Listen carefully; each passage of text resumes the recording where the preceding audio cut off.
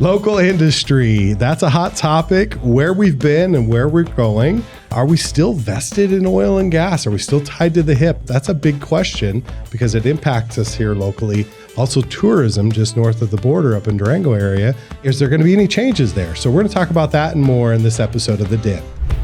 The Den, powered by the Lyons Group, a show dedicated to exploring hot topics in real estate, local happenings, and industry trends. We're a small team of professionals approaching $400 million in sales and nearly 2,000 local transactions. You're listening to time-tested experts and industry leaders. Here's a refreshing look at real estate happenings and more. Welcome to The Den. Okay, everyone, welcome to this episode of The Den. My name is Ben Lyons. I'm your host. And today we're going to be talking about our local industry here in San Juan County and just north of the border in La Plata County. But before we get to that part of it, let me introduce my partners, my friends, my co-hosts, the fellow members of the Lyons Group. To my left, Paul, hand me the rockberry. Melissa, let's go. Glasgow. I love that. Wow. I know. Aspen, the Ninja Gruen, and Shannon, the boss, Martin Martinez. Again, my name is Ben Lyons, and I'm your host of The Den. Today, we're going to be talking about our industries. What industries make up the complexion of our local communities, and have they changed over the years? What is it going to look like in the future? So, Paul, maybe kick us off a little bit. Give us some historical knowledge of the area and talk about some industries, and I know this is your forte, right? Don't say that. Yeah. You stayed up all night studying. Yeah, no, I didn't. Well, I was in the oil and gas industry for about 13 years, and this area has always been heavy on energy. So that's oil and gas, that's the mines, power plants, those types of things. Lately, after some heavy regulation in the last 10 or so years, those are starting to go away. I get into the real estate industry after the third bust. Everybody in oil and gas at the time had been the big bust in the 80s. Then we'd gone through 3 big busts in the last, 15 years. So on the third downturn, Ben was kind enough to ask me to come do this. So I've been doing this ever since. But this area, we are still pretty heavy in oil and gas and in energy. I was looking at something. Gross receipts tax is how we get our money for the state. And the state, 1/3 of it came from the energy industry. Yeah. And for oil and gas, that's the Northwest where we're at, and the Northeast or the Southeast down in the Hobbs, the Permian Basin area.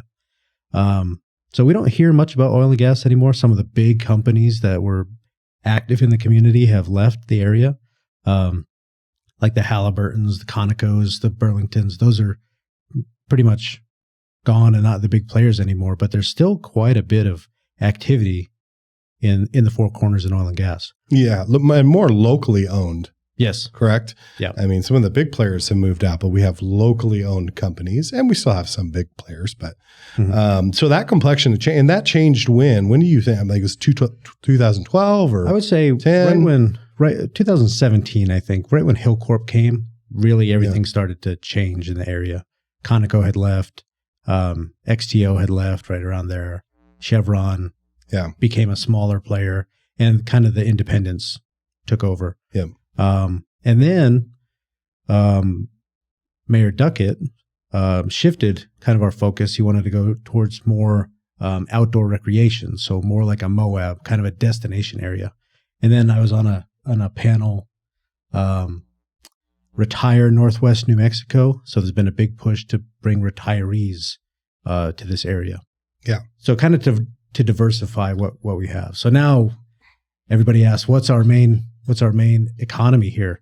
And right now we say fast food, restaurants and retail. That's about it. Yep. Yeah. Now, Melissa, parlay on that. Excuse me. Yeah. So I was actually going to talk about retail because we are the hub of the Four Corners, really, and do their shopping, whether it be their groceries or their clothing or whatever. So I think that our retail industry is doing well, and we continually get to see new businesses coming in. I think it's really interesting since I've moved back. I've been back now for 8 or 9 years. There's a lot more variety for fast food. And, we've got places like Pop, which, are different to our area. We've got a lot more food, lots of chains, but we're also seeing a lot of more local food places coming up as well, like the Chili Pod, and of course our mainstays, like Boone's, stuff like that. But these are the places that aren't going anywhere. So I think that our retail hub is very important and very strong. And yeah, we might complain that we're getting another burger place, but we're, this is where people come to and spend their money on the weekends. Yeah, we have 50,000 people in the Farmington metropolitan area, right? We swelled over 100,000 people on the weekends, which is pretty incredible. Aspen, talk a little bit more about that. Yeah, so I was going to focus a little bit on the Durango area. We're right on the border. We're really close. Obviously, we all know Durango's biggest draw is tourism. Purgatory is actually, which is the ski resort there, is their number one employer as well. But when you think about it as a whole, whenever you're getting a big draw like a ski resort, you're not just getting, people coming and working at the ski resort. You're getting an increase in restaurants. You're getting an increase in, Trimble Hot Springs or Durango Hot Springs now. Everyone is seeing a big benefit to the tourism. And so it was really great whenever Purgatory was bought out, they started doing more things in the summer as well. They have the mountain biking now. So now it's more of a year-round, draw instead of just, in the winter, whenever you could ski. And Purgatory is actually the number one, I believe, most affordable ski resort in all of Colorado. So that is a big draw for cold weather enthusiasts, not me, but other people for sure. Yeah, tourism, tourism is a big thing for north of the border. I'm lost my voice all of a sudden. You want me to take over? Take over, Paul. All right. Shannon, what do you think? Well, you guys are all talking about industry these days, which I think is interesting, but also think about where we've been. I mean, think about what has left our area. I mean, if you think back, we had, we used to make Twizzlers here at one point. Yes. I didn't know that. Yes. Yeah.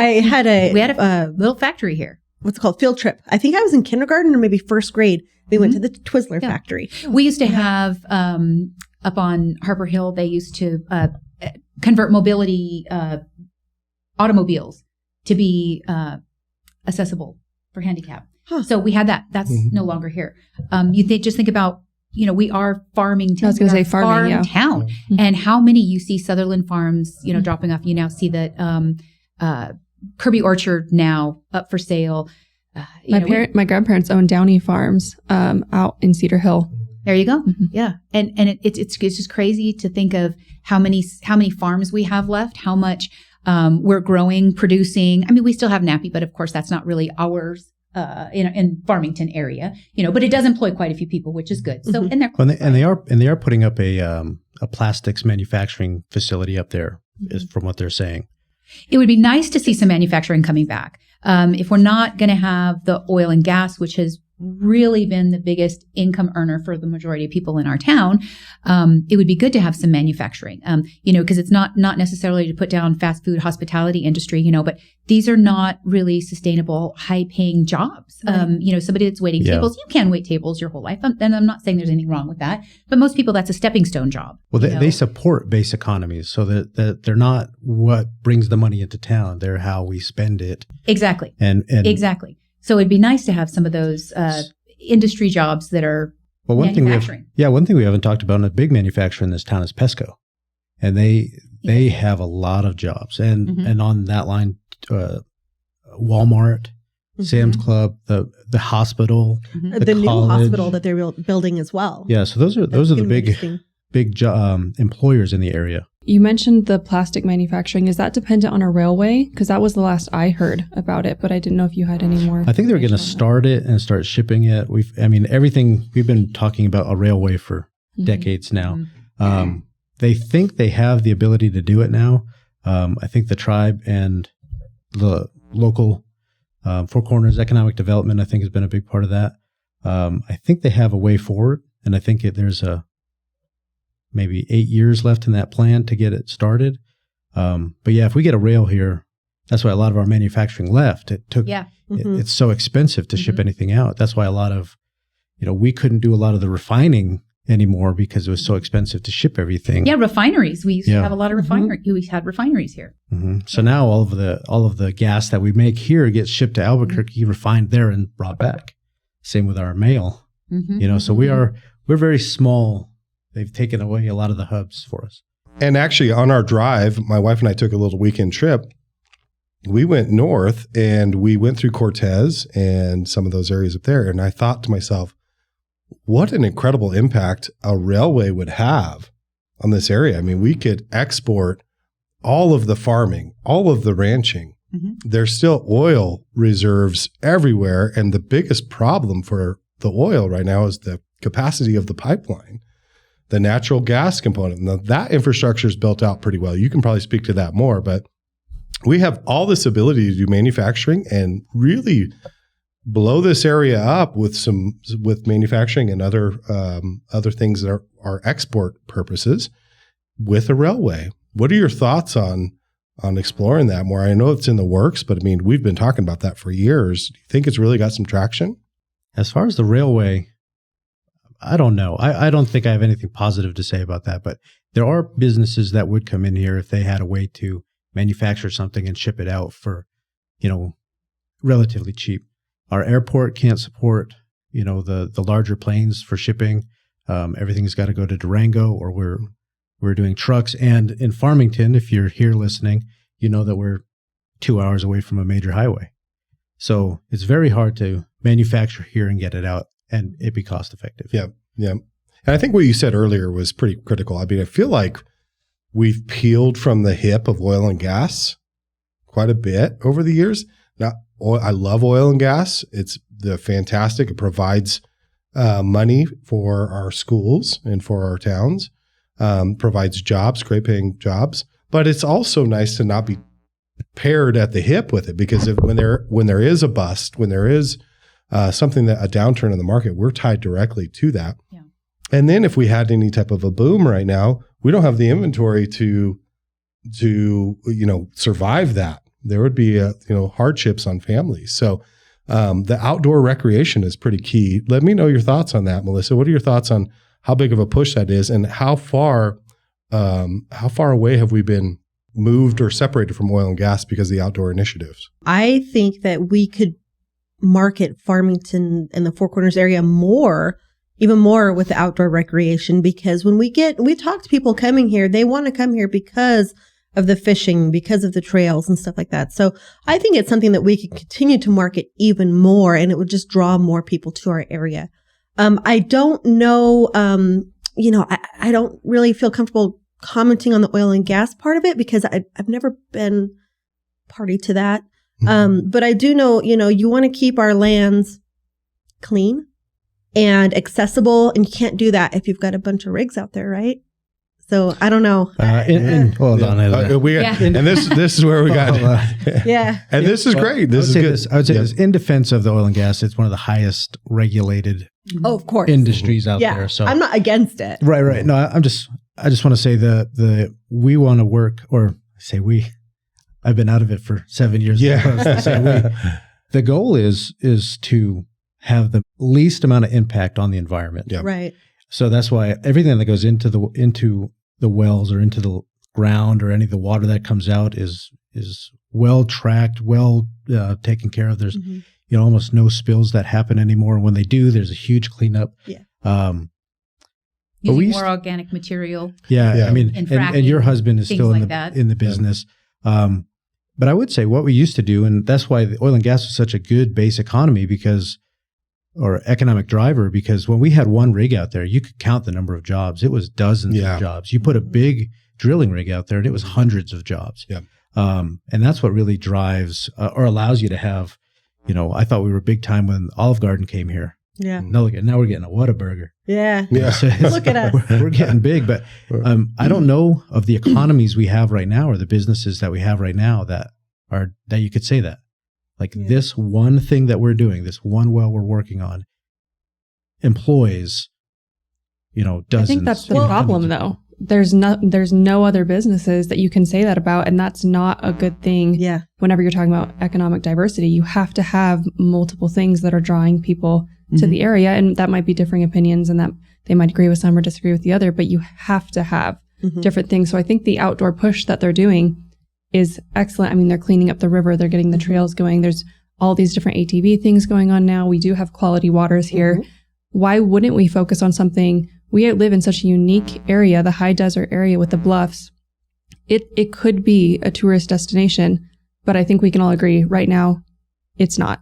And maybe we can get there eventually, but we're going to have to put time, money, effort into it. And there's going to have to be some awkward growth changes to get there. And not to downplay oil and gas at all. I mean, they are a pivotal, critical component of our economy. Wonderful, wonderful people work in that industry, in that sector. And we hope that they continue to grow and do great things.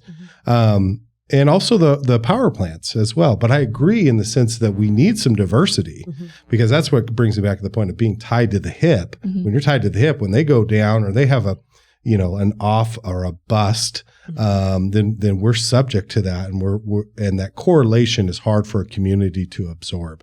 And that's where I really feel like the difference between north of the border, Durango, where they've used their waterfronts correctly. They have navigated those channels well because they didn't have the big expansion and contraction with the booms and the busts over the years with the oil and gas component. And Crossfire is still their 4th or 5th largest employer. There's just other big ones as well. There's the hospital and, like I said, Purgatory. So there's different things. So there's still very much major players in the, economic growth there, but it's not the only thing. So I think we could definitely get there eventually, but it's going to take, people coming in and risking, taking the risk to move here. So excited to see where that goes. Yeah. And I think diversification is absolutely key there. Paul, you were going to say something? Yeah. We have a few new hotels that have gone up over the last 5-6 years. And I was on a committee at one point when we had a surplus a few years back to figure out how we can more of our sporting events, whether we wanted to turf the fields or whether we want to upgrade the bathrooms. And I was there when they presented a study that says if we have a softball tournament, then we usually have 1,000+ rooms that get rented. That's pretty incredible. Yes, I mean there. Yeah. So the more events that we have McGee Park that brings a lot of things in. We're coming into the soccer, softball, the Connie Mack World Series in the summer. All those things bring a lot of tourism. But we make a large portion of our budget during those times. So I think that's kind of what the outdoor recreation, athletics, those types of things, the events that we're doing at McGee Park that bring people in here, that plus the retail hub for the weekends is what's driving most of it right now. Yeah, that makes a lot of sense. And just being up in Moab just the last couple of days, Moab's a great place, wonderful. But they really have one thing going for them, and that is the trails and the hiking and the things like that. And they have the Colorado River.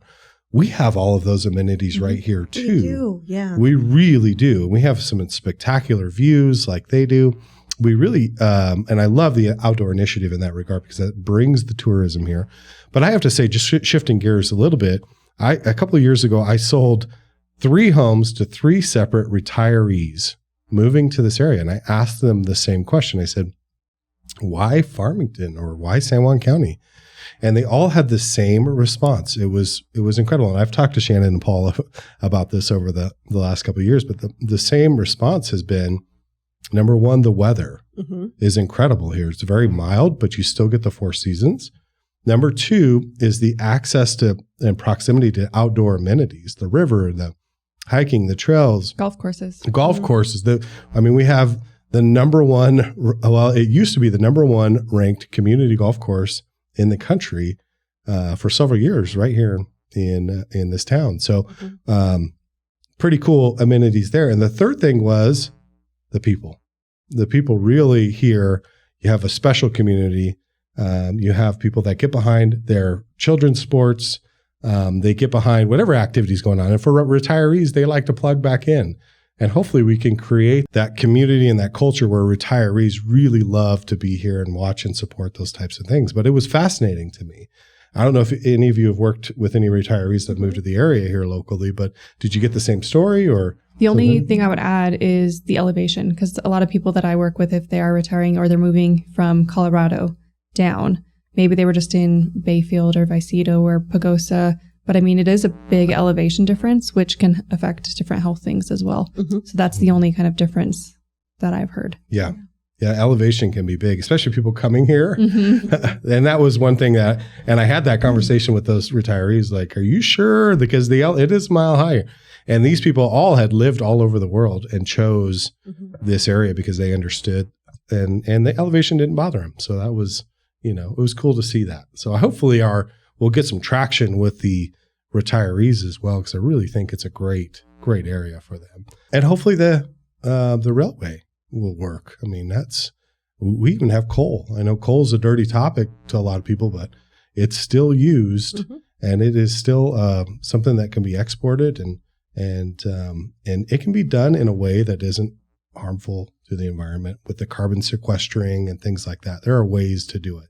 So hopefully we get some push. We have all the resources here. We just, it's interesting to see. So what do we see over the next few years with San Juan County and the industry as a whole? In fact, that's the speed round question. So let's jump into that. What is the biggest change? So here's the question. What is the biggest change you think our local industries are going to see in the next 5 to 10 years? Paul, I'm going to kick it off with you. Give us your crystal ball, best thought. What is going to be the biggest change here locally in the next 5 to 10 years? I have no idea. I love that blank stare. Yeah. It's so great. So there's legislation that's going to change all of it. So depending on what the government does, because I'm just thinking, as you said that, I was like, I have no idea. But these rules that are coming out about electric vehicles, I know you have an electric vehicle, but right now they are legislating that there's a deadline where 50% of cars sold on the lots have got to be an electric vehicle. So there's going to be a lot of changes in the energy industry. I'm just hoping that prices come back down a little bit, or wages go up. That would be good too. But if something doesn't change there, I think it's going to be. I have a feeling it's going to get a little tougher than it has been. Yeah, well, and that's a fair point. I mean, and so when you legislate something like that, you have to have 50% of the cars as electric. Nothing wrong with electric cars. I love Teslas are awesome. But there's all kinds of, Ford's jumping in and, all these different manufacturers are jumping in. Well, we have to have the electric capacity to be able to support that, and I've talked to many oil and gas guys over the years. They're all for alternative sources when it becomes viable, affordable, doesn't affect the environment. Yeah. And dependable. And dependable. Yeah. Yep. And so, so you think it's just all legislative driven? Yes, I do. Okay. So what do you think? Is it going to be a good thing in the next 5 to 10 years, or what? It all depends. Not to get political here, but I mean, if we continue to push towards legislating I think we're legislating towards a solution with industries or technologies that haven't been developed yet. So if we keep pushing that way, we're going to at some point come up to a hardship where like we can't meet these deadlines. We can't make this work. Sure. Or we could go the other way where all the regulations are peeled back and the market takes back over. So I think that's what this election is going to be about. Yeah. So not knowing how that's going to go yet, I don't know. Yeah, you answered that like a politician. Like you didn't just totally didn't answer it at all. He didn't answer it at all. I said at the beginning, I don't know. Yeah. What are you shaking babies and kissing hands? Yeah, that's right. Well, thank you for that non-answer, Paul. Appreciate that. Melissa, on to you. What are your thoughts in the next 5 to 10 years? Your crystal ball. I think that we're going to see more healthcare in our area. We have this new hospital opening up. We've recently had, don't quote me on this, but our cancer center, is getting more updated so we can treat our patients here rather than sending people to Albuquerque or Durango. So I think our healthcare industry is really going to get much more solid. Yep. Okay. Fair enough. Aspen, what are your thoughts? Crystal ball. I do agree with the healthcare. We have, the Shiprock Hospital, Mercy, San Juan Regional Medical Center. We have really good hospitals here, and I think we are a good draw in that regards. But obviously, I just hope that we have a big outdoor recreation push. I love the outdoor recreation here, and I love what it's doing to like the cleanup in the river and getting the river walk all done. So I really just hope that continues. With that said, I do think kind of the people that might have a little bit of more draw to that kind of don't necessarily want all these chain restaurants, and maybe they want a little bit more local options. Just what in my experience. So I hope in the next 5 to 10 years, we really see a big push for the outdoor and it works great and we get this diversification and then also get some more local retail and restaurants in the area. I would love to see smaller mom and pop shops that are supported exactly by our community. Mm-hmm. Shannon, round us out here.